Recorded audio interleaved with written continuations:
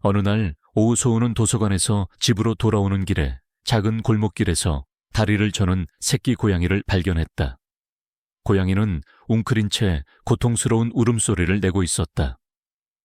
소은은 망설임 없이 고양이에게 다가갔다. 그녀는 능숙한 손길로 고양이의 상처를 살피고 주머니에서 작은 붕대와 소독약을 꺼내 정성스레 치료해 주었다. 그녀는 매일 고아원을 방문하여 아이들과 함께 시간을 보냈고 자신의 작은 월급을 쪼개어 필요한 물품을 기부하곤 했다. 그녀의 마음은 늘 온기로 가득 차 있었다. 소은의 목에는 단순해 보이지만 정교하게 세공된 보석 목걸이가 걸려 있었다. 그녀는 아주 어릴 때부터 이 목걸이를 늘 착용하고 다녔지만 누가 주었는지 어떤 의미가 있는지 전혀 알지 못했다. 그저 자신의 몸의 일부처럼 늘 함께하는 것이었다. 가끔 그녀는 잠결에 알 수 없는 꿈을 꾸었다.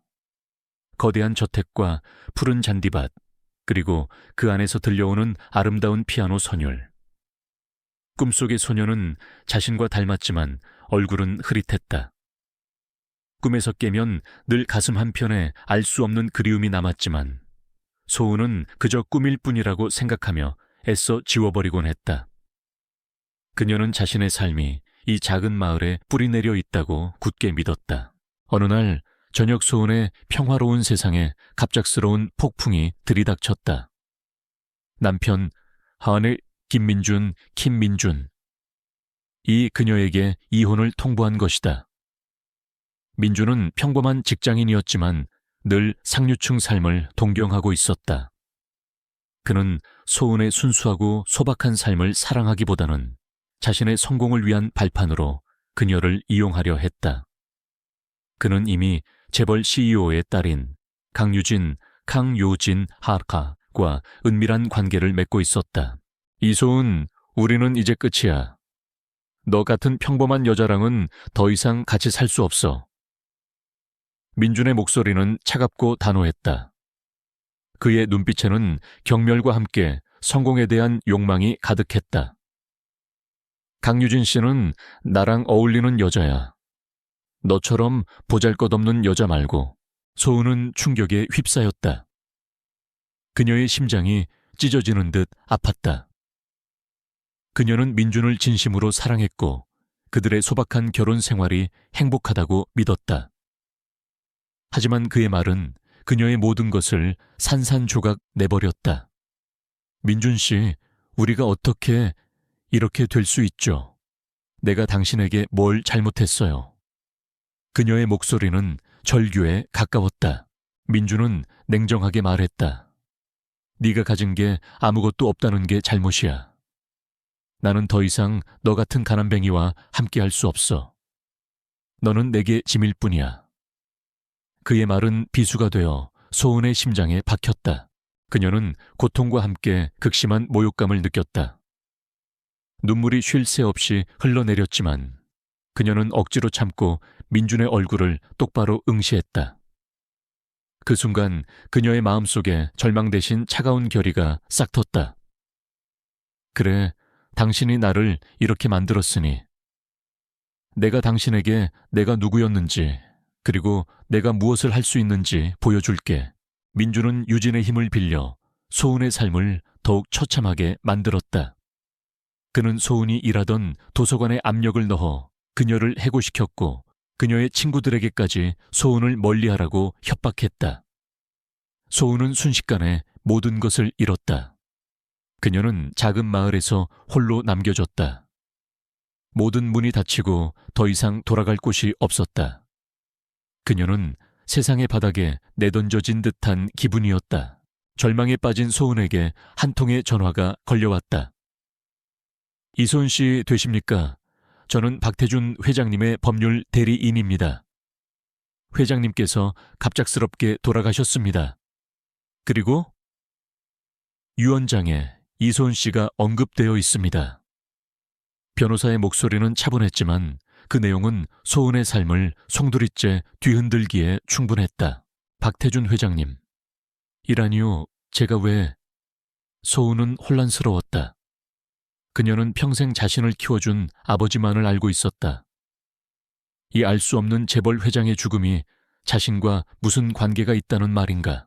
며칠 후 소우는 낡은 가방 하나를 들고 서울로 향하는 버스에 몸을 실었다. 창밖으로 멀어져가는 정든 마을의 풍경을 바라보며 소우는 알 수 없는 불안감과 함께 새로운 삶에 대한 희미한 기대를 품었다. 그녀는 아직 알지 못했다. 그 버스가 그녀를 새로운 운명으로 이끌고 있다는 것을. 그리고 그녀를 기다리고 있는 이가 그녀가 상상했던 낯선 재벌 회장이 아니라는 것을. 그녀의 삶은 이제 예측할 수 없는 방향으로 흘러가기 시작했다. 그녀는 그들이 상상조차 할 수 없는 복수의 그림을 그리고 있었다. 이소은 리, 소은은 떨리는 발걸음으로 서울 중심부에 위치한 거대한 빌딩 앞에 섰다. 박태준 회장님의 법률사무소. 낡은 마을 도서관에서 책을 읽던 소박한 삶과는 너무나 다른 낯설고 위압적인 분위기였다. 그녀는 심호흡을 하고 빌딩 안으로 들어섰다. 변호사는 그녀를 중후한 분위기의 접견실로 안내했다. 벽에는 유명 화가들의 그림이 걸려 있었고 창밖으로는 서울의 빌딩 숲이 한눈에 들어왔다. 그곳에서 변호사는 소은에게 충격적인 진실을 털어놓았다. 이소은 씨, 당신은 박태준 회장님의 친딸입니다. 변호사의 말에 소은의 심장은 쿵 하고 떨어졌다. 당신을 키워주신 아버님은 회장님의 오랜 비서이자 가장 신뢰하는 친구분이셨습니다. 회장님은 과거 당신의 안전을 위해 당신을 외부에 숨겨 키우셨습니다. 그리고 회장님의 모든 유산은 이소은 씨에게 상속됩니다. 당신은 박그룹의 유일한 상속녀입니다. 소은은 믿을 수 없다는 듯 고개를 저었다. 그녀의 머릿속은 혼란으로 가득 찼다. 평생을 평범한 도서관 사서로 살았던 그녀가 하루아침에 대한민국 최고 재벌그룹의 상속녀가 되었다니. 그녀는 목에 걸린 낡은 보석 목걸이를 만졌다. 변호사는 그 목걸이가 박 회장 가문의 상징이자 소은의 친모가 남긴 유일한 유품이라는 것을 설명했다. 그녀가 꿈속에서 보았던 거대한 저택과 여인의 모습이 어렴풋이 떠올랐다. 그것은 꿈이 아니라 그녀의 잊힌 과거의 파편들이었다. 소은은 변호사의 안내에 따라 박 회장의 저택으로 향했다. 저택은 꿈에서 보았던 것처럼 웅장하고 아름다웠지만 동시에 거대한 침묵이 감돌았다. 그녀는 과거의 상처와 새로운 운명 사이에서 혼란스러웠다. 저택 곳곳에는 그녀의 친어머니와 함께 찍은 어린 시절 사진들이 놓여 있었다. 사진 속의 자신은 지금의 자신과는 너무나 다른 화려하고 행복한 어린 시절을 보내고 있었다. 하지만 그 행복은 부모님의 갑작스러운 죽음과 함께 산산조각 났다는 것을 알게 되었다. 소은은 변호사에게 자신의 친부모님의 죽음에 대해 물었다.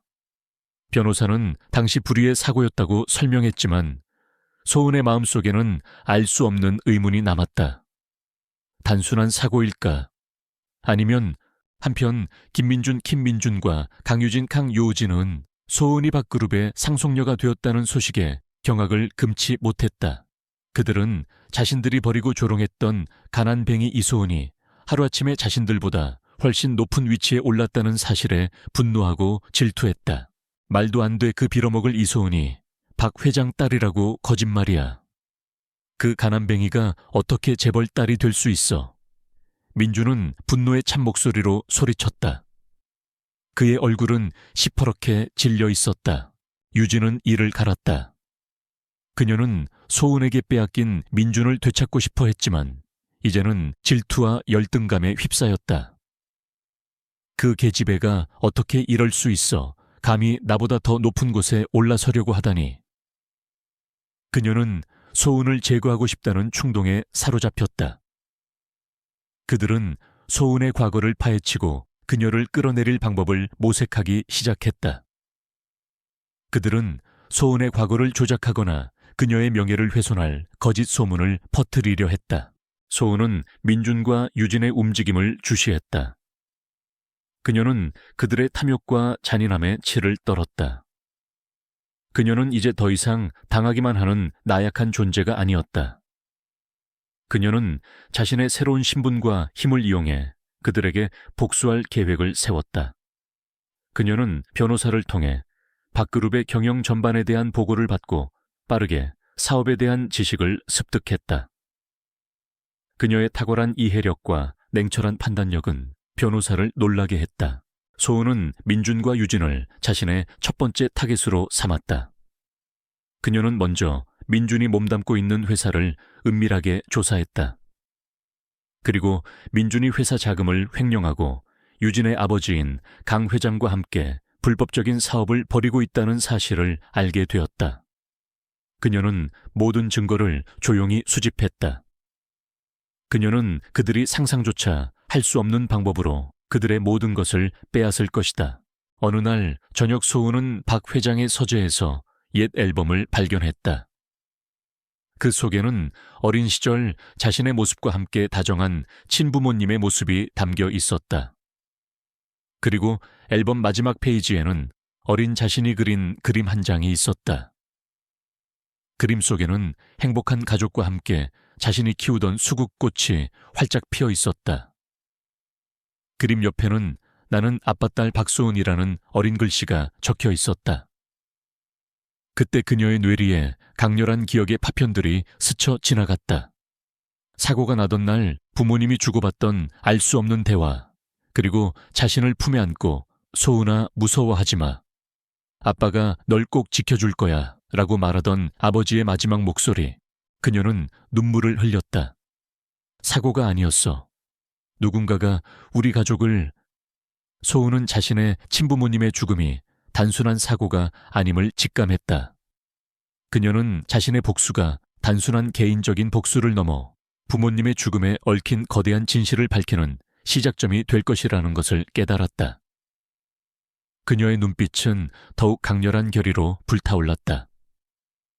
그녀는 이제 복수라는 이름으로 자신의 진짜 이름인 박소은, 박소은으로 다시 태어날 준비를 마쳤다. 박소은은 박그룹의 상속녀로서 새로운 삶을 시작했다. 그녀는 자신의 친아버지 박태준 회장의 오랜 비서이자 자신을 길러준 아버지의 죽음에 대한 슬픔을 가슴에 묻고 복수를 계획했다.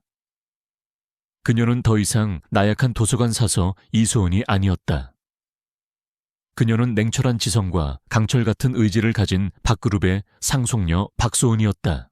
변호사와 박그룹의 핵심 임원들은 소은의 놀라운 변화에 놀라움을 금치 못했다. 그녀는 짧은 시간 안에 기업 경영에 대한 방대한 지식을 흡수했고 복잡한 재무 보고서와 법률 문서를 완벽하게 이해했다. 그녀의 날카로운 질문과 통찰력 있는 분석은 베테랑 임원들을 감탄하게 만들었다. 그녀는 타고난 리더의 자질을 가지고 있었다. 회장님께서 괜히 아가씨를 숨겨 키운 게 아니었군요. 한 임원이 나지막이 중얼거렸다. 그의 눈빛에는 존경심이 가득했다. 소은은 먼저 자신을 버리고 조롱했던 김민준 스판시과 강유진 스판시를 타겟으로 삼았다. 그녀는 변호사를 통해 민준이 다니던 회사의 재무 상태를 은밀하게 조사하도록 지시했다. 얼마 지나지 않아 민준이 회사 자금을 횡령하고 유진의 아버지인 강 회장과 함께 불법적인 거래를 통해 이득을 취하고 있다는 결정적인 증거를 확보했다. 모든 거래는 치밀하게 은폐되어 있었지만 소은은 자신의 지성과 변호사의 도움으로 그들의 비밀 장부를 찾아냈다. 소은은 이 증거들을 이용하여 그들에게 치명타를 입힐 계획을 세웠다. 그녀는 이 정보를 언론에 흘리는 대신 그들을 직접적으로 압박할 방법을 택했다. 그녀는 그들이 가장 중요하게 생각하는 명예와 재산을 한순간에 무너뜨릴 완벽한 시나리오를 구상했다. 한편 민준과 유진은 소은이 박그룹의 상속녀가 되었다는 사실에 잠 못 이루는 밤을 보냈다. 그들은 소은의 갑작스러운 등장이 자신들의 계획에 큰 위협이 될 것이라고 직감했다. 민준 씨, 그 계집애가 뭔가 꾸미고 있는 게 분명해. 우리를 가만두지 않을 거야. 유진은 초조하게 손톱을 물어뜯었다. 민준의 얼굴은 분노와 불안으로 일그러졌다. 걱정 마. 내가 알아서 처리할 거야. 그 가난뱅이가 갑자기 재벌이 됐다고 달라질 게 뭐 있어. 어차피 우린 그 여자의 약점을 다 알고 있잖아. 민준은 소은의 과거를 들춰내 그녀를 비난하고 명예를 훼손할 계획을 세웠다. 그는 소은의 과원 방문 기록과 소액 기부 내역을 알아내 그녀를 위선적인 자선가로 몰아갈 증거로 삼으려 했다. 소은은 민준과 유진의 모든 움직임을 예측하고 있었다. 그녀는 그들이 어떤 식으로 자신을 공격할지 이미 알고 있었다. 그녀는 그들이 파놓은 함정에 그들 스스로 빠지도록 유도할 계획을 세웠다. 그녀는 자신의 약점을 가장한 미끼를 던져 그들을 유인했다. 그녀는 일부러 자신의 과거 도서관 사서, 시절의 사진과 고아원 방문 기록을 언론에 노출시켰다. 민준과 유진은 이 기회를 놓치지 않고 소은을 가식적인 여자로 비난하며 여론몰이를 시작했다. 저것 보세요. 저 가난뱅이 사서가 갑자기 재벌딸 행세를 하려니 얼마나 가식적이야. 저런 위선적인 여자가 밥그룹을 이끌 수 있을까요? 유진은 기자들 앞에서 위선적인 눈물을 흘리며 소은을 비난했다. 민준 역시 그녀의 옆에서 고개를 끄덕이며 동조했다. 하지만 그들의 행동은 모두 소은의 계획 안에 있었다. 소은은 그들이 자신을 비난할수록 대중이 진실에 더 관심을 갖게 될 것이라는 것을 알고 있었다. 그녀는 그들이 던진 미끼를 물었다는 사실을 알지 못한 채 더욱 깊은 함정으로 걸어 들어갔다. 소은은 민준이 과거 자신에게 보냈던 비하 발언이 담긴 문자 메시지와 녹취록, 그리고 유진과 민준이 연우의 재산을 노리고 자신을 버릴 계획을 논의했던 음성 파일들을 확보했다. 이 모든 증거들은 소은의 변호사가 미리 설치해둔 도청 장치와 해킹 프로그램을 통해 수집된 것이었다. 그녀는 자신이 당했던 모욕과 배신을 낱낱이 기록하고 증거로 남겼다. 어느 날 저녁 소은은 박 회장의 서재에서 자신의 친어머니가 남긴 편지를 발견했다. 편지 속에는 그녀의 어머니가 박 회장에게 보낸 마지막 메시지가 담겨 있었다. 소은이를 잘 부탁해요. 그리고 그놈들. 당신의 뒤를 노리는 그들을 조심하세요. 그들은 우리를 노리고 있어요. 편지 속에는 알 수 없는 경고와 함께 박 회장 가문의 상징인 보석 목걸이, 문양이 그려져 있었다. 소은은 가슴이 철렁 내려앉았다. 그녀는 자신의 부모님의 죽음이 단순한 사고가 아님을 확신했다. 그녀의 복수는 이제 단순한 배신에 대한 복수를 넘어 거대한 음모를 파헤치는 진실을 향한 싸움이 되었다. 소은은 태연하게 강 회장과 민준 유진이 참석하는 중요한 기업 투자 유치 행사에 나타났다. 그녀의 등장은 모두를 놀라게 했다. 그녀는 마치 아무것도 모르는 듯 우아하고 친근한 미소를 지었다. 하지만 그녀의 눈빛은 냉철하게 빛나고 있었다. 그녀는 이제 복수라는 이름으로 자신의 진짜 이름인 박소은이라는으로 다시 태어날 준비를 마쳤다. 그녀는 그들이 상상조차 할 수 없는 방법으로 그들의 모든 것을 빼앗을 것이다. 그녀의 복수는 이제 막 시작되었다. 박소은은 강 회장 그룹이 주최하는 대규모 기업 투자 유치 행사에 모습을 드러냈다. 화려한 연회장에는 재계 거물들과 언론인들이 총집결했고 번쩍이는 샹들리에 아래 샴페인 잔이 부딪히는 소리와 우아한 음악이 흘러나왔다. 김민준과 강유진, 강유진. 은 연회장 입구에서 손님들을 맞으며 위선적인 미소를 짓고 있었다. 그들은 소은의 존재를 애써 무시하려 했지만 그녀의 등장에 불안감을 감추지 못했다. 소은은 마치 아무것도 모르는 듯 태연하고 우아하게 연회장 안으로 들어섰다. 그녀의 드레스는 화려했지만 과하지 않았고 그녀의 표정은 차분했지만 강렬한 아우라를 풍겼다. 그녀의 목에 걸린 박그룹 가문의 상징인 보석 목걸이는 그녀의 존재감을 더욱 부각시켰다. 사람들의 시선은 일제히 그녀에게로 향했다. 강유진은 소은의 등장에 얼굴이 굳어졌다. 그녀는 민준의 팔을 붙잡고 속삭였다. 민준 씨, 저 계집애가 왜 여기에 왔어? 분명 뭔가 꾸미고 있는 거야. 민준 역시 초조한 표정을 지었다. 설마 괜찮을 거야. 그 여자가 뭘 할 수 있겠어. 어차피 우리는 완벽하게 준비했어. 그는 소은이 자신들의 덫에 걸려들 것이라고 확신했다. 민준과 유진은 이미 소은의 과거를 폭로하고 그녀를 비난할 거짓 증거들을 언론에 뿌려놓은 상태였다. 행사가 시작되고 강 회장이 무대에 올라 환영사를 했다. 그의 연설이 끝나자 대형 스크린에 강 회장 그룹의 성공적인 투자 유치 실적과 미래 비전을 담은 영상이 상영되기 시작했다. 바로 그때였다. 연 회장의 조명이 갑자기 깜빡이더니 대형 스크린의 영상이 순식간에 바뀌었다. 밝고 화려했던 그룹 홍보 영상은 사라지고 빛바랜 사진 한 장이 화면을 가득 채웠다. 사진 속에는 어린 시절의 소은과 그녀의 친부모인 박태준 회장 부부가 행복하게 웃고 있었다. 그리고 그 옆에는 소은의 목에 걸린 보석 목걸이와 똑같은 문양이 새겨진 박 회장 가문의 문장이 선명하게 보였다. 연 회장은 술렁이기 시작했다. 사람들은 의아한 표정으로 스크린을 바라보았다. 이어진 영상은 더욱 충격적이었다. 그 영상은 과거 강 회장과 김민준이 은밀하게 만나 불법적인 거래를 논의하고 회사 자금을 횡령하는 모습이 담겨 있었다. 그리고 뒤이어 민준이 유진과 함께 이소은을 비난하고 그녀의 재산을 가로채려는 음모를 꾸미는 녹취록이 연 회장에 울려 퍼졌다. 그 가난뱅이 계집애. 빨리 내쫓아야 해. 우리가 박 회장 재산을 다 가져야지. 민준의 비열한 목소리가 쩌렁쩌렁 울렸다. 맞아, 태호 씨. 그 여자는 우리한테 방해만 될 뿐이야. 얼른 정리하고 내 앞길을 치워. 유진의 탐욕스러운 목소리가 이어졌다.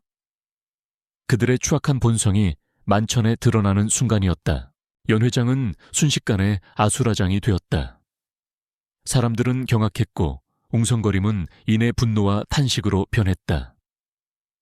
기자들은 미친 듯이 카메라 플래시를 터뜨리며 이 믿을 수 없는 장면을 담아냈다. 무대 위에 서 있던 강 회장과 민준, 그리고 유진은 얼굴이 새하얗게 질려 얼어붙었다. 그들의 모든 거짓과 음모, 그리고 소은을 향한 잔혹한 학대가 만천에 폭로되는 순간이었다. 유진은 다리에 힘이 풀려 주저앉으려 했고 민준은 간신히 버티고 서서 사색이 된 얼굴로 주위를 둘러보았다. 그때 박소은이 천천히 무대 위로 걸어 올라갔다. 그녀의 발걸음은 한치의 망설임도 없이 단호했다. 그녀의 눈빛은 냉랭했지만 그 속에는 10년 묵은 한과 해방감이 교차했다. 그녀는 마이크를 잡았다. 그녀의 목소리는 작았지만 그 속에는 모든 일을 압도하는 강인함이 담겨 있었다. 강 회장님, 그리고 김민준 씨, 강유진 씨. 소은은 침착하게 그들의 이름을 불렀다. 그녀의 목소리는 연 회장 전체에 울려 퍼졌다. 당신들이 영상에서 본 소녀가 바로 저 박소은입니다. 그리고 저는 당신들이 버리고 조롱했던 가난뱅이 이소은이 아니라 바로 박태준 회장님의 친딸이자 당신들께는 불행하게도 진정한 이 집안의 상속자입니다. 소은은 자신의 목에 걸린 보석 목걸이를 들어 올렸다. 그리고 스크린에는 그녀의 목걸이와 똑같은 문양이 새겨진 어린 시절, 자신의 사진과 함께 박 회장의 친필 유언장이 선명하게 비쳤다. 유언장에는 박 회장이 자신의 친딸에게 모든 재산을 상속한다는 내용과 함께 그녀의 목걸이가 진정한 상속자의 증표라는 내용이 담겨 있었다. 마지막으로 소은과 박 회장의 DNA 검사 결과지가 선명하게 스크린을 가득 채웠다. 친자 확인율 99.99%라는 문구는 누구도 부정할 수 없는 명백한 증거였다. 연 회장은 충격으로 얼어붙었다. 모든 이들이 숨을 멈추고 이 믿을 수 없는 진실을 응시했다. 강 회장과 민준 유진은 충격과 공포에 질려 바닥에 주저앉았다. 그들의 얼굴은 절규와 함께 파랗게 질려 있었다. 그들의 모든 음모와 거짓말이 완전히 무너지는 순간이었다. 민주는 정신을 차리고 미친 듯이 소리쳤다. 말도 안 돼. 저건 조작이야. 저 계집애가 우리를 모함하는 거야. 저 DNA 결과는 거짓말이야. 그는 소은에게 달려들어 머리채를 잡으려 했다. 하지만 소은은 더 이상 당하기만 하는 존재가 아니었다. 그녀의 눈빛은 차갑게 빛났다. 이제 내 차례야. 그녀는 민준의 손을 잡고 강하게 비틀었다. 민준은 고통에 찬 비명을 질렀다. 소은은 민준의 손에 들린 서류를 빼앗아 들었다. 그 서류는 민준과 유진이 박그룹의 정보를 빼돌려 강 회장에게 넘기려 했던 결정적인 증거였다. 당신들의 모든 죄가 이제 밝혀질 겁니다. 소은은 차가운 목소리로 말했다. 그녀의 얼굴에는 복수가 완성되는 순간의 비장함이 감돌았다. 그녀는 더 이상 눈물을 흘리지 않았다. 그녀의 눈에는 오직 강인한 의지만이 빛났다. 이제 모든 것이 밝혀질 순간이 다가오고 있었다. 경찰들이 연 회장으로 들이닥쳤다. 미리 증거를 확보하고 대기하고 있던 형사들은 강 회장과 김민준, 김민준, 강유진, 강요진을 현장에서 즉시 체포했다. 강 회장은 늙은 몸으로 발버둥 쳤지만 소용없었다. 그의 얼굴은 공포와 분노로 일그러져 있었다. 김민준은 저항하며 소리쳤다. 이건 조작이야. 나는 아무것도 몰라. 이소은 이 악마 같은 계집애. 하지만 그의 절규는 싸늘한 침묵 속에 묻혔다. 강유진은 이미 정신을 잃은 채 경찰들에게 이끌려 나갔다. 그들의 화려했던 삶은 한순간에 막을 내렸다. 연 회장에는 그들의 비명과 울음소리만이 메아리쳤다. 박소은은 링 위에서 홀로 빛났다. 그녀의 눈빛은 이제 모든 짐을 내려놓은 듯 평온했다. 10년의 고통, 10년의 인내가 마침내 보상받는 순간이었다. 그녀는 승리했다. 그녀의 이야기는 그 밤 전 세계로 퍼져나갔다. 이소은은 단순한 희생자가 아닌 불의에 맞서 자신의 삶을 되찾은 진정한 복싱 여왕으로 기억될 것이다. 그녀의 삶은 이제 새로운 장을 열었다. 고난의 막은 내렸지만 그녀의 진정한 인생은 이제 막 시작되었다. 소은은 무대에서 내려와 사람들의 환호 속을 걸어 나갔다. 그녀의 눈에는 눈물이 고였지만 그것은 슬픔의 눈물이 아닌 해방감과 안도감의 눈물이었다. 그녀의 복수심은 사라지고 그 자리에는 평화와 새로운 시작에 대한 희망이 채워졌다. 그녀는 이제 더 이상 복수의 칼날을 쥔 복수가 아닌 자신의 삶을 주체적으로 이끌어 나갈 박소은이었다. 그녀는 연 회장 밖으로 나와 밤하늘을 올려다보았다.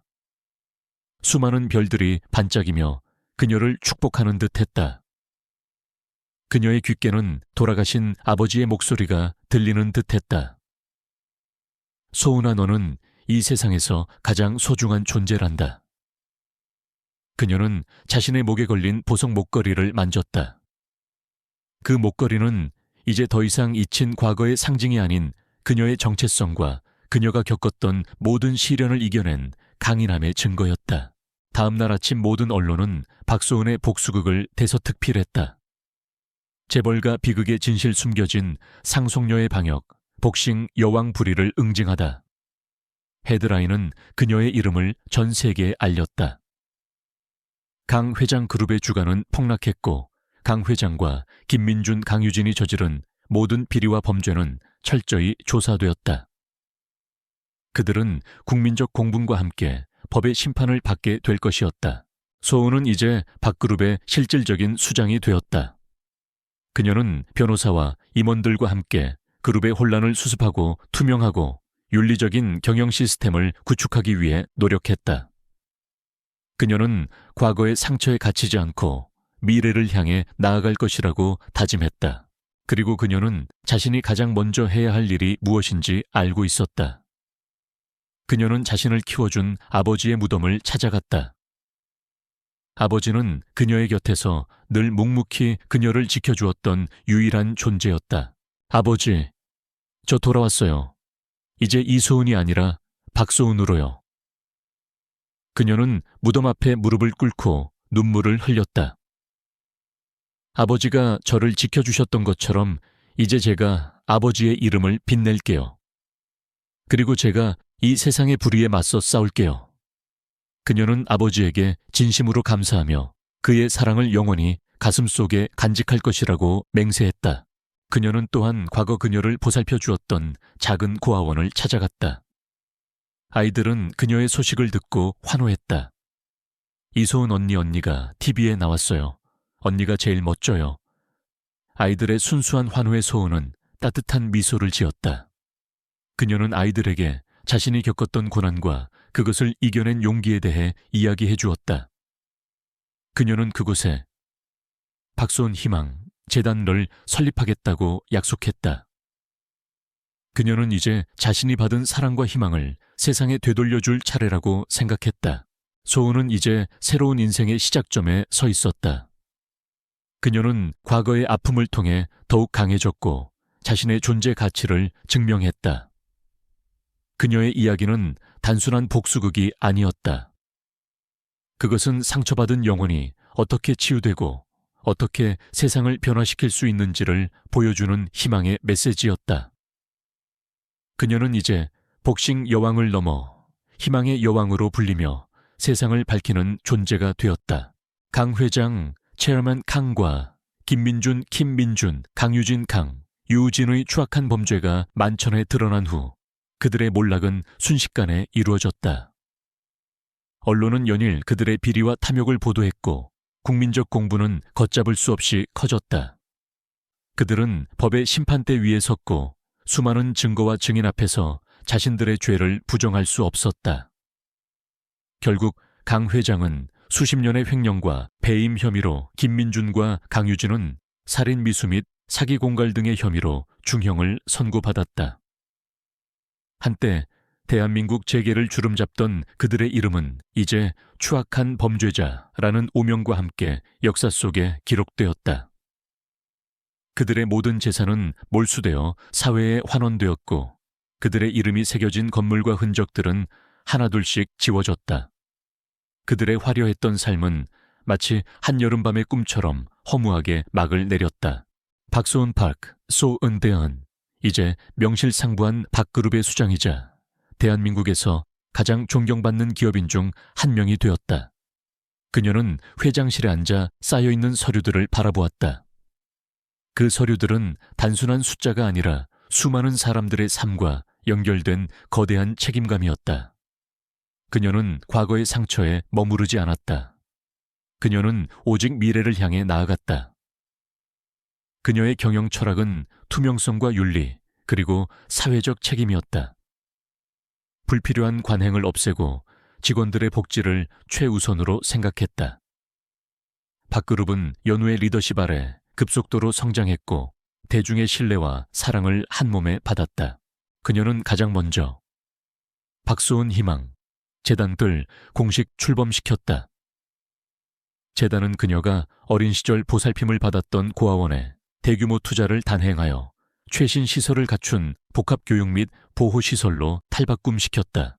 소은은 직접 재단의 이사장직을 맡아 아이들의 교육과 심리치료, 그리고 미래를 위한 지원에 아낌없이 투자했다.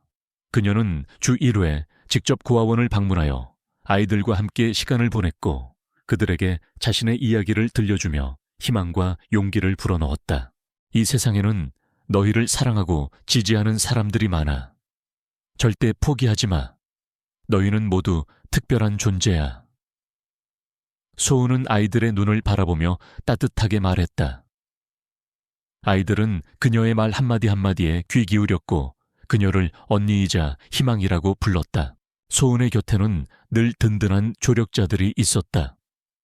그녀의 유능한 변호사는 이제 박그룹의 법무팀장으로서 그녀를 보좌했고 박그룹의 노련한 임원들은 소은의 비전과 리더십을 믿고 따랐다. 그들은 소은의 지성과 강인함에 감탄했고 그녀가 박태준 회장의 진정한 딸임을 인정했다. 소은은 또한 자신의 친아버지 박태준 회장의 죽음에 대한 진실을 밝히기 위해 조용히 조사에 착수했다. 그녀는 당시 사건을 담당했던 경찰 기록과 부검 결과, 그리고 주변 인물들의 증언을 다시 한번 검토했다. 민준과 유진이 박그룹의 재산을 노렸다는 점을 미루어 보아 그녀는 부모님의 죽음이 단순한 사고가 아닐 것이라는 의심을 거둘 수 없었다. 그녀는 복수의 여정을 통해 얻은 날카로운 통찰력으로 진실의 실타래를 하나씩 풀어나갔다.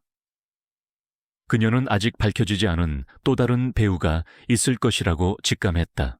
어느 날 오후 소은은 자신이 어린 시절 아버지를 위해 읽어주던 낡은 시집을 펼쳤다. 시집 속에는 아버지가 연필로 밑줄을 그어놓은 구절들이 있었다. 가장 어두운 밤이 지나야 새벽이 온다. 소은은 그 구절을 읽으며 눈물을 흘렸다.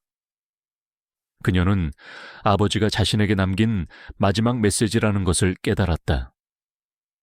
그녀의 아버지는 그녀가 가장 힘들 때에도 그녀에게 희망을 이야기해 주었던 것이다.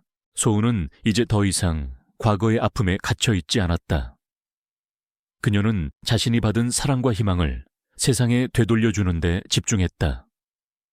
그녀는 박그룹의 이익을 사회에 환원하는 데 앞장섰고, 특히 여성과 아동 인권 보호를 위한 캠페인에 적극적으로 참여했다. 그녀는 자신의 이야기를 통해 수많은 사람들에게 용기와 영감을 주었다. 사람들은 그녀를 복싱 여왕을 넘어 희망의 상징이자 진정한 리더로 존경했다. 저녁 무렵 소은은 박 회장의 저택에 홀로 앉아 창밖을 바라보았다. 저택은 더 이상 차갑고 외로운 공간이 아니었다. 그녀의 손길이 닿은 곳마다 따뜻함과 생기가 넘쳐 흘렀다. 그녀의 목에는 여전히 낡은 보석 목걸이가 빛나고 있었다. 그것은 그녀의 모든 과거와 현재 그리고 미래를 연결하는 소중한 증표였다. 그녀의 마음은 평화로웠고 그녀의 삶은 이제 진정한 봄을 맞이하고 있었다. 그녀의 이야기는 이제 복수를 넘어 치유와 성장의 대서사시로 이어지고 있었다. 수년의 시간이 흐른 후 박소은의 삶은 마치 오랜 겨울을 이겨내고 만개한 봄꽃처럼 아름답게 피어났다. 그녀는 더 이상 불행한 과거의 그림자에 갇힌 희생자가 아니었다. 그녀는 이제 박그룹의 진정한 리더이자 존경받는 기업인, 그리고 수많은 이들에게 희망을 선사하는 희망의 여왕으로 우뚝 섰다. 박소은은 박그룹의 경영을 직접 지휘하며 혁신적인 변화를 이끌었다. 그녀의 리더십 아래 그룹은 단순한 이윤 추구를 넘어 사회적 가치를 창출하는 선도적인 기업으로 거듭났다. 그녀는 투명하고 윤리적인 경영을 최우선으로 삼았고, 이는 대중의 신뢰와 사랑으로 이어졌다. 회사의 이익은 사회 환원 프로그램에 적극적으로 사용되었고, 그룹의 이름은 이제 탐욕이 아닌 이 희망의 상징이 되었다. 박소은 희망재단은 그녀의 노력으로 세계적인 자선단체로 성장했다. 재단은 단순히 고아원 아이들을 돕는 것을 넘어 사회적 불의와 폭력으로 상처받은 여성과 청소년들을 위한 보호시설과 심리상담센터를 설립했다. 소은은 직접 이 센터들을 방문하여 자신의 경험을 나누고 그들에게 다시 일어설 용기를 불어넣었다. 그녀는 자신이 겪었던 고난을 통해 얻은 강인함과 공감 능력으로 수많은 영혼들을 구원했다. 그녀의 이야기는 전 세계인에게 희망과 용기를 불어넣었고, 그녀는 이제 사랑과 치유의 아이콘으로 불렸다. 김민준과 강유진, 그리고 강 회장은 자신들의 죄에 대한 대가를 치렀다. 그들은 감옥에서 자신들의 탐욕과 잔인함을 후회하며 고통스러운 시간을 보냈다. 그들의 이름은 이제 과거의 추악한 기억 속에 묻혔다. 그들의 존재는 연우의 삶에서 완전히 지워졌다. 박소은은 자신의 친아버지 박태준 회장의 죽음에 얽힌 진실도 밝혀냈다. 그녀의 끈질긴 조사 끝에 강 회장이 박 회장의 사업을 탐내 그를 사고사로 위장하여 살해했다는 결정적인 증거가 드러났다. 강 회장은 추가로 살인 혐의까지 받아 더욱 가혹한 처벌을 받게 되었다. 소은은 이제 친부모님의 억울한 죽음까지 명명백백하게 밝혀냈고 모든 복수를 완성했다. 어느 맑고 푸른 봄날 오후 소은은 재단에서 운영하는 고아원 마당에서 아이들과 함께 수국꽃을 심고 있었다. 그녀가 어린 시절 아버지를 위해 심었던 바로 그 꽃이었다. 아이들의 해맑은 웃음소리가 봄바람을 타고 퍼져나갔다. 소은의 목에는 여전히 낡은 보석 목걸이가 빛나고 있었다. 그것은 그녀의 모든 과거와 현재, 그리고 미래를 연결하는 소중한 증표였다. 박코치 코치팍는 소은의 곁으로 다가와 따뜻한 미소를 지었다. 그는 소은의 복수 여정 내내 그녀의 가장 든든한 지지자였다. 소은아, 네가 이룬 모든 것이 자랑스럽다. 네 아버님도 분명 자랑스러워 하실 거야. 소은은 고개를 끄덕였다. 그녀의 얼굴에는 진정한 평화와 행복이 가득했다. 코치님 덕분이에요. 이제야 제 삶의 진정한 의미를 찾은 것 같아요. 그녀는 아이들과 함께 활짝 핀 수국꽃을 바라보았다. 10년 전 그녀를 비참하게 내쫓았던 어둡고 차가운 세상과는 완전히 다른 따뜻하고 희망찬 세상이었다. 그녀는 더 이상 가난하고 버림받은 소녀가 아니었다. 그녀는 자신의 아픔을 딛고 일어선 강인한 여왕이자 사랑과 나눔을 통해 세상을 변화시키는 진정한 리더였다. 그녀의 삶은 고통의 그림자에서 벗어나 찬란한 팔년 두 번째 봄가를 영원히 맞이하게 되었다. 그녀는 이제 매일 아침 거울 속 자신의 눈동자에서 과거의 모든 상처가 치유되고 오직 빛나는 희망만이 가득한 것을 보았다. 이야기는 여기까지입니다. 박소은의 여정이 당신에게 깊은 감동을 주었기를 바랍니다. 이 이야기에 대해 더 궁금한 점이 있으신가요? 아니면 또 다른 이야기를 시작해 볼까요? 이소은 리소은의 하루는 언제나 새벽녘 창문으로 스며드는 희미한 햇살과 함께 시작되었다. 낡은 서재의 고요한 공기 속에서 그녀는 책장의 먼지를 털고 오래된 책들의 페이지를 정성스레 넘겼다. 이 작은 마을 도서관은 그녀의 세상이자 그녀의 유일한 안식처였다. 물질적으로 풍요롭지 않았지만 그녀의 삶은 아버지의 따뜻한 사랑과 책들이 주는 지혜로 가득 채워져 있었다. 그녀는 매일 저녁이면 아버지를 위해 시집을 읽어주거나 함께 작은 텃밭의 수국꽃들을 돌보곤 했다. 흙내음과 꽃내음이 어우러진 소박한 삶은 그녀에게 깊은 평온을 안겨주었다. 소은아, 이 세상에서 가장 소중한 것은 네 마음속에 있단다. 아버지는 종종 그녀의 머리를 쓰다듬으며 나지막이 속삭였다. 그의 눈빛은 언제나 따뜻하고 깊었다. 소은은 아버지가 자신의 친아버지라고 굳게 믿으며 자랐다. 그녀에게 세상의 전부였던 아버지의 사랑은 그 어떤 부하도 바꿀 수 없는 소중한 것이었다.